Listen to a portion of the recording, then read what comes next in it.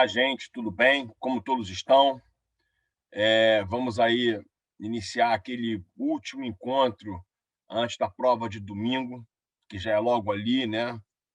Ontem eu gravei uma outra aula, agora eu estou gravando essa. Essa, de fato, é o último encontro, nossa última conversa aí sobre o direito de execução penal e sobre a prova de domingo. A gente tenta aqui, como professores da fundação, enfim, é, refinar e potencializar nossos dotes, nossos dons premonitórios, né, de vidência daquilo que vai cair, né, de preferência a questão exata e de mais preferência ainda com a resposta já, né, seria o ideal acertar exatamente tudo, mas a gente sabe que isso é impossível, né? Então a gente tenta de alguma forma dar um panorama geral aí do que está se tratando, talvez seja o mais importante aí que o aluno deve focar para a prova de domingo, né, da Defensoria Pública, uma prova com um novo perfil, totalmente diferente daquele perfil que nós estamos acostumados da prova da Defensoria, porque é uma prova aí com questões objetivas, né, de múltipla escolha. Portanto, o campo se abriu muito, o alcance da prova se abriu muito em termos de conteúdo, porque até então, na prova objetiva escrita, né, dissertativa, que a pessoa tinha que responder uma questão por escrito, só caiu uma questão de execução penal. Agora, uma questão objetiva, você pode botar cinco enunciados diferentes de resposta, o que você amplia bastante aí o campo de atuação do examinador, né? Ele tem muito mais matéria, muito mais com o que trabalhar numa prova deste tipo, desta espécie. Bom, a prova vai ser assim, mas vai ser assim para todos. Então, todos vão ter que enfrentá-la no domingo com esta característica nova aí, um conteúdo talvez não tão profundo, mas mais vasto, né? Não profundo, mas mais amplo, mais vasto do que uma prova tradicional. Enfim, então eu vou falar alguns tópicos aí que eu acho importantes, né? E esses tópicos estão todos relacionados à execução da pena de prisão, não há como fugir da pena de prisão, né? Embora nós tenhamos lá a execução das penas restritivas, não, pena restritiva de direito, a execução das medidas de segurança, a execução da pena de multa, enfim, o aluno deve sempre ter em vista que a execução penal não foca só na pena de prisão, embora a pena de prisão seja, de fato, a modalidade aí penalógica mais utilizada e que a Defensoria atua mais, né? Principalmente lá no nosso núcleo especializado, o NUSPEN, o núcleo do sistema penitenciário.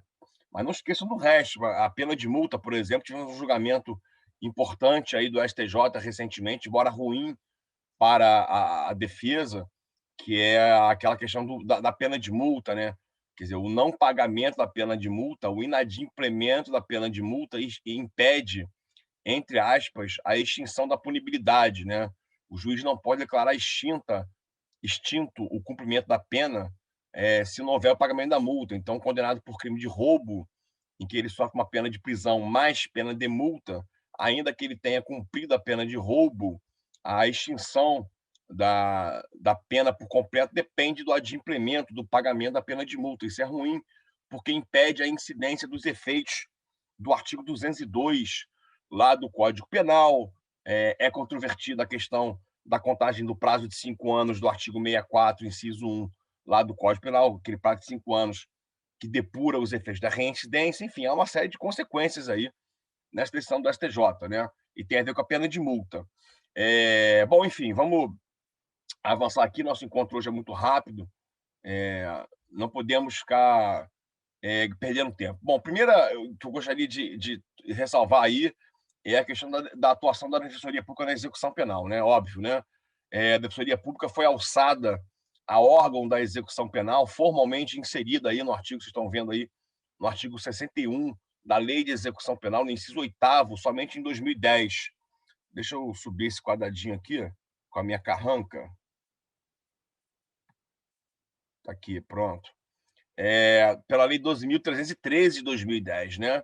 Então, a Defensoria Pública, ao lado lá do Ministério Público, do Juízo da Execução Penal, do Conselho Penitenciário, é órgão da execução penal. Isso é muito importante, né? Emblemático a inserção, o enxerto da instituição nesse rol aí de órgão da execução penal, né? E aí, de acordo com o artigo 81 lá né, a defensoria, isso também é muito relevante, ela atua na execução penal, na tutela individual, que é o modelo mais tradicional da instituição, né, a tutela individual na execução penal, o que significa dizer que é promover os interesses jurídicos de cada pessoa privada de liberdade, né, individualmente, que, como eu falei, é o modelo tradicional de atuação da defensoria, mas também a atuação coletiva, né, a atuação coletiva da defensoria pública, que foi catapultada com a mudança da Lei de Ação Civil Pública, né, com a inserção aí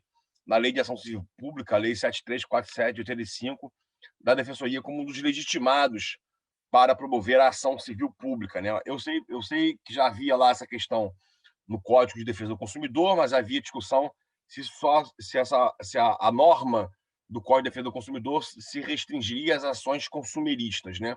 Mas com a alteração da lei da ação civil pública e posteriormente da alteração da lei complementar 80 da defensoria, não há mais nenhuma dúvida, né, de que a defensoria então atua aí de forma coletiva também. Houve um ataque a essa legitimidade da defensoria pública, né, por parte do Ministério Público como um todo. No Supremo Tribunal Federal houve o ajuizamento de uma ação direta de inconstitucionalidade contra essa possibilidade, contra essa norma que outorga à Defensoria Pública a legitimidade para a ação civil pública, e o Supremo repeliu isso de forma veemente, então não há dúvida nenhuma, e a Defensoria vem se consolidando aí ao longo do tempo. Nós temos 13 anos aí de vigência dessa lei, mais ou menos, mas vem se consolidando como um importante ator aí no campo da tutela coletiva, né, ao lado do Ministério Público, que já atua nisso há muito mais anos do que a Defensoria Pública, né? Então é importante ressaltar esse ponto da atuação coletiva e individual, né? E ressaltando e reafirmando a questão coletiva. E a Defensoria Pública atua aí basicamente na tutela coletiva através dos instrumentos que existem, né? Internamente, as ações civis públicas são modelos tradicionais aí para a tutela coletiva de direitos difusos, homogêneos e coletivos, enfim, toda aquela gama de direitos transindividuais que nós já conhecemos. A ação civil pública é muito manejada pela Defensoria Pública, né? Há o pedido de providências aí, lá na Lei de Execução Penal, né? Aqui no Rio, esse pedido de providência a gente chama na prática de procedimento especial, mas na verdade é uma atuação, pode ser uma atuação coletiva da Defensoria direcionada ao juízo da execução penal, pedindo alguma providência em relação a algum estabelecimento prisional, como a interdição parcial do estabelecimento ou de uma cela, enfim, qualquer providência que se faça necessária em termos coletivos perante o juízo da execução penal.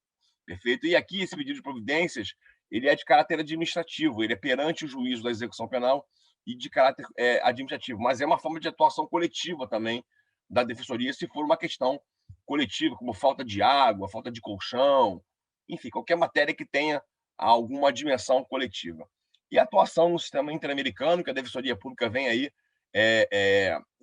reforçando, né, se aprimorando também nessa atuação perante o sistema interamericano de direitos humanos, que é muito importante. Temos o caso recente aí do Plácido de Sá Carvalho, que vem sendo alvo de decisões do Superior Tribunal de Justiça. É uma atuação coletiva da Defensoria, que sentiu necessidade de recorrer ao sistema interamericano. A gente sabe que o sistema interamericano, com a Comissão Interamericana e a Corte Interamericana, é um sistema supletivo, subsidiário, né?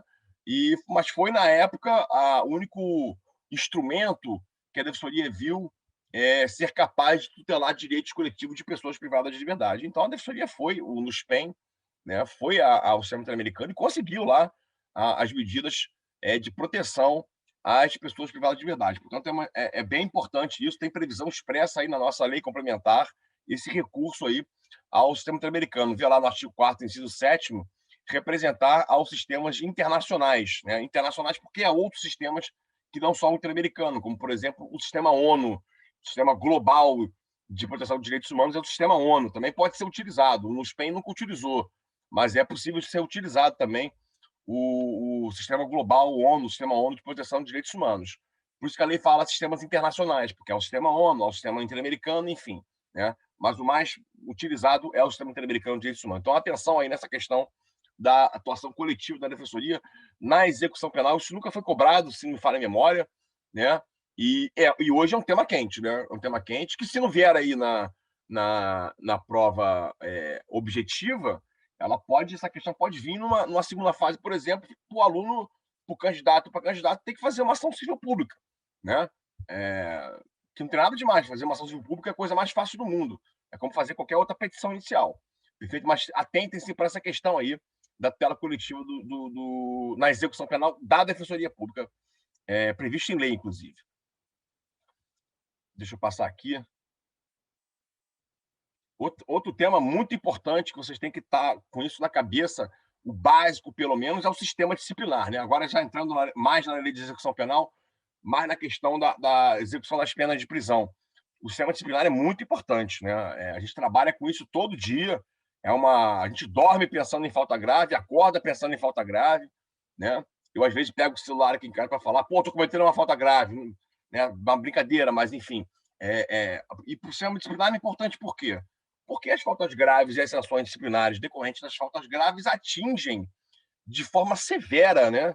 Repercutem de forma muito intensa no direito à liberdade daquele preso, né?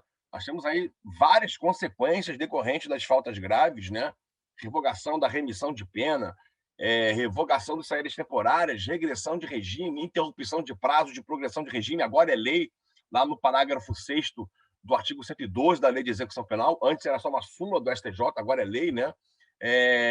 Impedimento ao livramento condicional durante 12 meses, enfim, há uma série de consequências. Então, sistema disciplinar, o que é importante? O princípio da legalidade está no artigo 45, né? Não há falta disciplinar nem sanção disciplinar sem prévia e expressa previsão legal.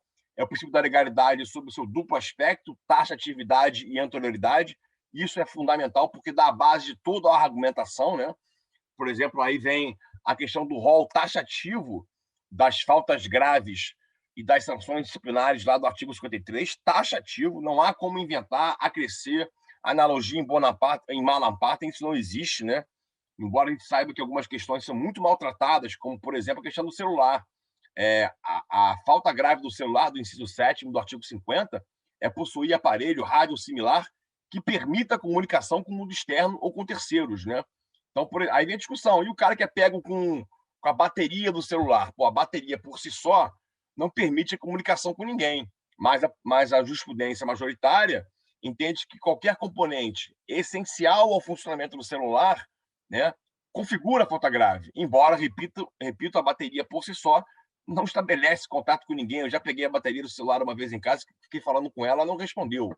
Mas, enfim, o princípio da legalidade é muito importante nesse campo, né? Eu botei alguns exemplos aí, por exemplo, de faltas graves, aliás, de fatos que são tipificados como faltas graves e não são pela lei. Troca de cela. O preso está numa cela e vai para outra, sem avisar a administração, a direção da unidade. A mera troca de cela. Isso, às vezes, é capturado como falta grave. Isso não é falta grave. Não tem previsão legal, né? Ou o sexo sem permissão, né?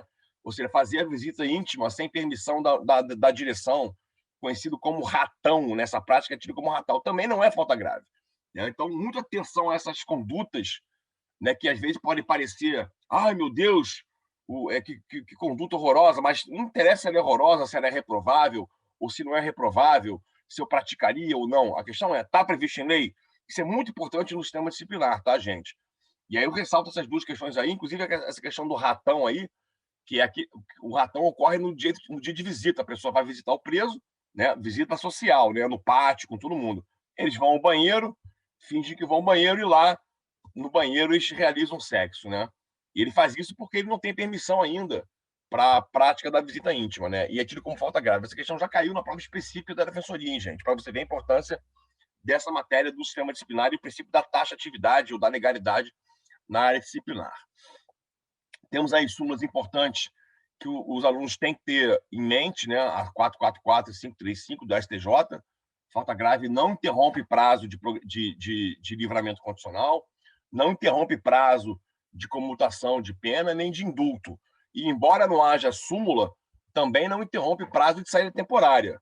O único prazo que a falta grave interrompe, gente, é o prazo de progressão de regime. Está previsto na súmula 533 do STJ e agora é matéria legal, está na lei, né? É a súmula, é o parágrafo 6º, como eu já falei, do artigo 112 da Lei de Execução Penal, tá? Então, único instituto afetado pela falta grave é a progressão de regime no prazo interrompido. Livramento, comutação, indulto, saída temporária, nada disso tem o seu prazo interrompido pela prática de falta grave, perfeito? Tá aí embaixo, já até botei aí a questão da interrupção. Mas é muito importante isso, tá? O processo disciplinar também é importantíssimo, né, do artigo 59 da LEP. Eu coloco aí alguns enunciados. O NUSPEN, ele tem o que a gente chama de enunciados recomendativos para a atuação dos defensores, e aí está alguns enunciados sobre o processo disciplinar, né? E esse processo disciplinar, gente, tem que ter direito de defesa o tempo todo. Sempre que vocês pensarem no processo disciplinar da Lei de Execução Penal, lembrem do processo criminal na vara criminal. É a mesma coisa. Se lá eu tenho que ter defesa desde o início, em todos os atos do processo criminal na vara criminal, sob pena de nulidade, é a mesma coisa aqui também no processo disciplinar da Lei de Execução Penal. Em todas as fases desse procedimento, todas, tem que haver presença da defesa técnica, perfeito? E vale dizer aí a questão da súmula vinculante número 5 do Supremo Tribunal Federal, né, que entende, essa súmula diz que não é preciso, que a ausência de advogado, na verdade, a ausência de defesa técnica no processo disciplinar não gera nulidade, não viola a Constituição. O Supremo já disse que essa súmula vinculante que ele próprio confeccionou não se aplica ao artigo 59 da LEP, não se aplica. O Supremo, quando fez essa súmula, esqueceu, o Supremo já confessou isso, esqueceu do artigo 59 da LEP, portanto, não se aplica. Então, tem que ter defesa do início ao final. Exatamente igual, eu repito isso porque é fácil de você lembrar. O processo disciplinar da Lei de Execução Penal tem que ter as mesmas garantias do processo criminal, da vara criminal. Por quê, gente? Porque uma falta grave e uma sanção disciplinar, como eu falei no início, afeta o meu direito à liberdade. Portanto, tem que ter defesa. Então, se quer uma questão dessa, tem defesa? Não teve defesa? É nulo. Não tem jeito, tá? Ou porque não houve presença no interrogatório do defensor lá no processo disciplinar, ou porque o preso não teve a assistência jurídica prévia ao seu ato de interrogatório, enfim, ou porque não houve alegação final, não importa. Tem que ter defesa, perfeito? Eu só coloquei no final aí 2 recursos extraordinários do Supremo em relação ao PAD, ao processo administrativo disciplinar, ou processo disciplinar do artigo 59 da LEP, porque há uma súmula do STJ que diz que ele é imprescindível. Sem aquele processo disciplinar, não se pode caracterizar a falta disciplinar. O Supremo deu uma amenizada, deu uma temperada nessa súmula do STJ, dizendo que a ausência de processo disciplinar pode ser suprida por audiência perante o juízo da execução penal, ou se for um crime, uma falta grave equiparada a um crime, por uma decisão penal condenatória, embora não transitada em julgado. Só para vocês lembrarem disso, que o PAD não é mais imprescindível. O PAD é aquele do artigo 59 da LEP, né? Instaurado na unidade prisional. Mas, de qualquer maneira, mesmo não sendo mais o PAD imprescindível, deve haver alguma apuração, e nessa apuração, se for judicial, por exemplo, tem que ter defesa técnica, do início ao fim. Né? Vejam lá, depois vocês veem aí o conteúdo desse recurso extraordinário 972-598. Não podemos deixar de falar da progressão de regime, esse instituto importantíssimo, né, que sofreu várias alterações agora do pacote anticrime, né? O pacote anticrime, a Lei 13.964 de 2019, está em vigor já há um ano aí, entrou em vigor no dia 23 de janeiro de 2020, né? Tenham atenção a essa data, né? As alterações do pacote anticrime só passam a vigorar a partir do dia 23 de janeiro de 2020, isso é importantíssimo, né? E aí os novos prazos, né, gente? Infelizmente, nós tínhamos 4 prazos de progressão: 1/6, 2/5, 3/5 e 1/8, não é isso? Agora nós temos 9, né? 16%, até eu tenho dificuldade de lembrar, 16%, 20%, 25%, 30%, 40%, 50%, 60%, 70% e 1/8. Então, assim, são 9 prazos de progressão. Né? A vida de todo mundo ficou uma loucura com isso. Né? Era muito mais fácil o modelo anterior, né? Com 4 prazos já bem consolidados, já há anos, todo mundo já sabíamos de cabeça aqueles prazos. Agora nós temos 9 prazos e é difícil trabalhar com esses prazos, né? Principalmente fazer conta com eles, mas enfim. E a questão do pacote de crime é a questão da retroatividade ou não desses prazos de progressão. Né? Alguns retroagem, outros não retroagem, depende da situação concreta. Tenham atenção a isso na prova. Né? É muito comum prova de defensoria com data, cara. Quando o cara põe data na questão, porra, ou é prescrição, ou menoridade da pessoa, né? Entre menor, acima de 18, menor de 21 e acima de 70, tem a ver com prescrição, ou é questão de retroatividade ou não de lei penal mais severa. Então, data em prova da defensoria, porra, já te indica alguma coisa. Qual é a lei que eu vou aplicar? É a lei retroage ou não? Quando foi o crime? Tem prescrição ou não? Então, atenção nessa questão das datas aí, quando o crime foi praticado, enfim, para saber qual é a lei, qual é o estatuto jurídico que vai reger aquela pessoa, né? E aí nós temos que ver a questão das datas. Eu já indico a vocês aí uma leitura importante de um recurso especial julgado recentemente pelo STJ, recurso especial 1910240, repito, recurso especial 1910240, julgado recentemente pelo STJ, que tem a ver com a retroatividade do artigo 112, inciso 5º da Lei de Execução Penal, tá? Então, dei uma palmeada lá rápida nesse recurso especial. É quente para a prova esse recurso especial, tá? E aí eu coloco aí alguns tópicos importantes. O parágrafo 3º do artigo 112, que é aquela progressão especial das mulheres com a fração de 1/8, né? A mulher gestante ou mãe ou responsável por pessoa com deficiência, crime praticado sem violência, enfim, aqueles requisitos, o prazo de 1/8, esse é o único prazo hoje que é infração, né? 1/8 e não em percentual. Ele permanece lá no parágrafo 3º do artigo 112. Os requisitos específicos para progressão de regime, gente, muito importante aí, do artigo 33, parágrafo 4º e 114 da Lei de Execução Penal, né? Muito pouco falados, mas eles existem, então tenham atenção a isso. O parágrafo 4º do artigo 33 tem a ver com crimes contra a administração pública, e o 114 da Lei de Execução Penal tem a ver com a progressão do semiaberto para o aberto, tá? Só do semiaberto para o aberto. Atenção nesses requisitos aí, e na súmula 493, tá? Que tem a ver também com essa passagem aí do regime semiaberto para o regime aberto, né? A súmula 493 tem a ver, ela aplica-se exatamente na passagem do regime intermediário para o regime menos gravoso, que é o regime aberto, tá? A súmula 491 eu coloco aí por uma questão de tem que colocar, porque é uma súmula ruim para a defesa, né? Ou seja, é a questão da progressão per saltum, né?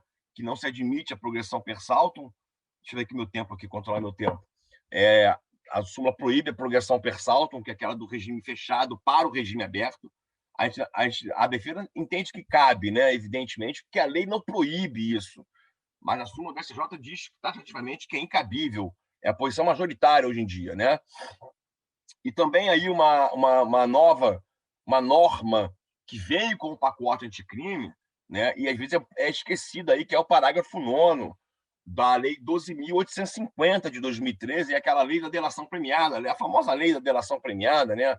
Muito aplicada aí nos processos da Lava Jato. Enfim, tem o parágrafo 9º lá do artigo 2º que tem a ver com progressão de regime, com livramento condicional também. Vejam lá, o condenado expressamente em sentença por integrar organização criminosa ou por crime praticado por meio de organização criminosa não poderá progredir de regime, né, se houver elementos probatórios que indiquem a manutenção de um vínculo associativo. Portanto, a lei criou um novo requisito para progressão de regime, um requisito negativo, ou um requisito, eu chamo de negativo, né, porque esse tipo de condenado praticado, o condenado por integrar ORCRIM, ou condenado por praticar um crime através de ORCRIM, além de todos os requisitos que ele tem que cumprir, ainda tem esse aí do parágrafo 9º do artigo 2º da Lei 12.850.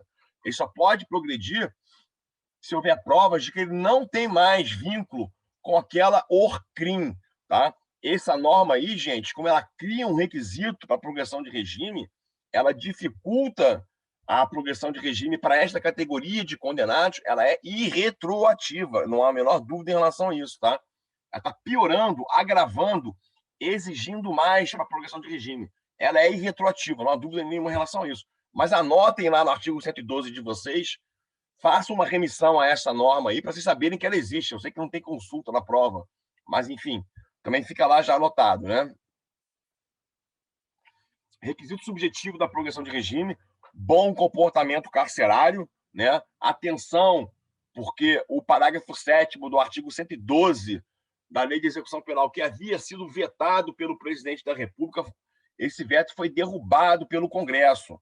Portanto, está em vigor aí o parágrafo 7º aí, que diz que o bom comportamento carcerário é readquirido após 1 ano da ocorrência do fato. É muito interessante essa norma, né?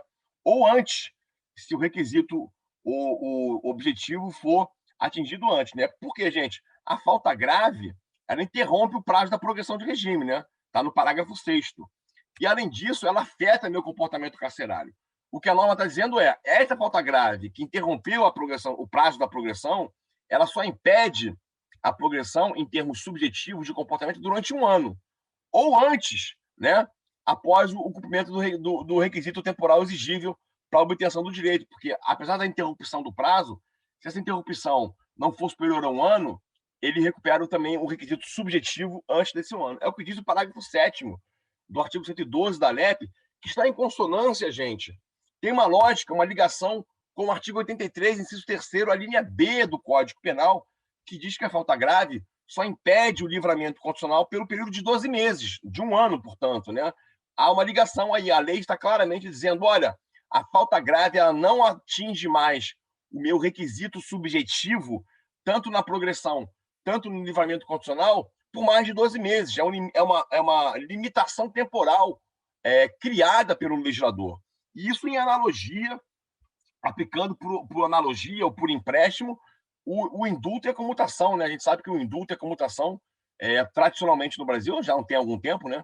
Com esse presidente que está aí, mas o indulto e a comutação sempre disseram, olha, cabe o indulto e a comutação desde que não haja falta grave nos últimos 12 meses. Né? Foi daí, do indulto e da comutação, que o legislador pegou emprestado essa questão da limitação temporal por 12 meses ou 1 ano, agora aqui na progressão de regime e também no livramento condicional. E o exame criminológico está aí, ó, muito importante isso para a defensoria também, né? Cabe exame criminológico, gente? Cabe. Tem súmula vinculante e súmula da STJ. Então não vamos discutir se cabe, se não cabe ou não cabe. Cabe. Tá? Se for uma prova escrita, você até pode discutir, mas cabe. Está previsto em súmula vinculante. Bom, a questão toda é, para o exame criminológico, o juiz tem que dar uma decisão fundamentada, né? E aí a nossa questão é o controle da fundamentação da decisão do juiz que impõe o exame criminológico. Se o juiz colocar assim, venha o exame criminológico, essa decisão não é fundamentada. Ele só determinou o exame criminológico, mas sem dizer o porquê do exame criminológico. Essa decisão não é fundamentada. Mas se ele disser, venha o exame criminológico porque o crime é grave ou porque a pena é alta, essa decisão está fundamentada? Sim, ela está fundamentada. Há fundamentação jurídica na decisão do juiz. Mas essa fundamentação, como está aí no slide, é uma fundamentação inidônea, juridicamente inepta para o exame criminológico, para justificar o exame criminológico na execução penal. Não basta referir-se à gravidade do crime. O crime é muito grave, ou a pena é muito alta, ele foi condenado a 30 anos de cadeia. Não, isso não é fundamentação juridicamente válida, né? O STJ já cansou de dizer isso, né? A fundamentação tem que ser com base em dados concretos da execução da pena, dados concretos do cumprimento da pena, para justificar a decisão do juiz, e não a alusão à gravidade em abstrato dos crimes, a quantidade de pena, enfim. Tá? Isso é muito importante em prova da Defensoria Pública. Bom, falta aqui, eu vou dar um break, né? Vamos fingir que estamos presencialmente nos falando, vamos dar um break aqui de 5 minutos, que óbvio que no meio virtual o tempo de intervalo, cada um controla o seu, pode ser de 5 minutos, 1 hora, 1 dia, 1 ano ou 1 século, para quem conseguir ficar vivo daqui a 1 século. Vou dar um break rápido aqui e voltamos no próximo bloco com o nosso bate-papo aí, nosso último